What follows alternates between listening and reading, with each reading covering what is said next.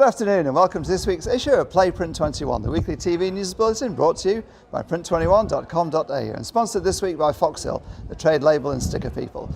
My name is Wayne Robinson, standing in the typical high street as the country enters its deepest recession since the end of World War II. GDP down by 7%. Of course, this is impacting on the print industry. Ovato figures were released this week. What was the country's biggest printer when it was PMP and IPMG when they joined forces. Ovato saw $130 million slashed off its sales revenue for the year, due almost entirely, of course, to COVID. Its net profit net loss after significant items was $111 million. EBITDA was down by 70% to $9 million. New Zealand actually ended up in the red to the tune of $2.3 million. Tier 1 catalogues are down by 21%. Non-food and beverage printing down by 26%. The company is now looking at restructuring itself again. CEO Kevin Slavin says that it needs to right size for the current market, it needs to align its fixed cost base and its revenues. This is going to set it on collision course with the AMWU, the main union representing representing about 850 of the 1,300 staff there. Kevin Slavin says Ovato needs to essentially tear up its current EBA, Enterprise Bargain Agreement, because it was arranged in the times that were in the former era and not relevant today. Essentially, the company can't afford to pay the redundancies that it needs in order for as Slavin says, for the company to become more agile and profitable.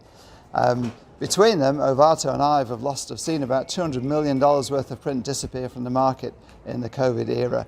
And whether that will come back, well, remains to be seen. Also pummeled in the COVID era has been outdoor media. One of the giants, there's two big companies in that, JCDecaux and oOh Media. oOh Media saw $100 million chopped from its $300 million half-year income. What was $300 million last year is $200 million this year. Its CEO, Brendan Cook, and CEO and founder actually, is retiring. He actually announced that prior to COVID, just prior to it being smashing through the world. His successor has just been announced, Cathy O'Connor, an industry veteran. She's coming from Nova Entertainment, where she's had 15 years as a CEO there. So good luck to Cathy in that role. Also pummeled in the COVID era have been newspapers. Many of us have seen the loss of our local newspapers, in particular. Metro papers shrinking, and this is all having big knock-on effects onto printing. The big three, ACM, Nine and News Corp, are already engaging in print sharing deals, which has seen Nine now having no printing. ACM's printing plants, which inherited actually 9 printing plants when it bought the business from Nine, formerly Fairfax. That's now down to 5 and is now selling the Wodonga plant to McPherson's Media, an independent newspaper publisher in Victoria, which also owns newsprinters. It's not all bad news in print though.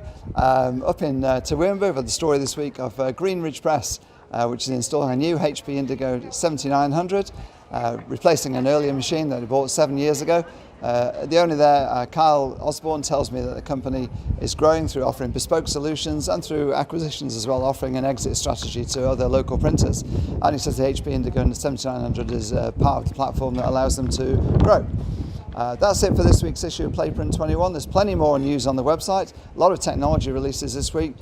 Canon has a new wide format printer. Epson has its first large 76-inch dye sublimation printer. Brother has a new t-shirt and garment printer. Lots of other stories on Print21. Go there for all those. My name is Wayne Robinson signing off. Thanks to our sponsor Foxhill. That's it for this week.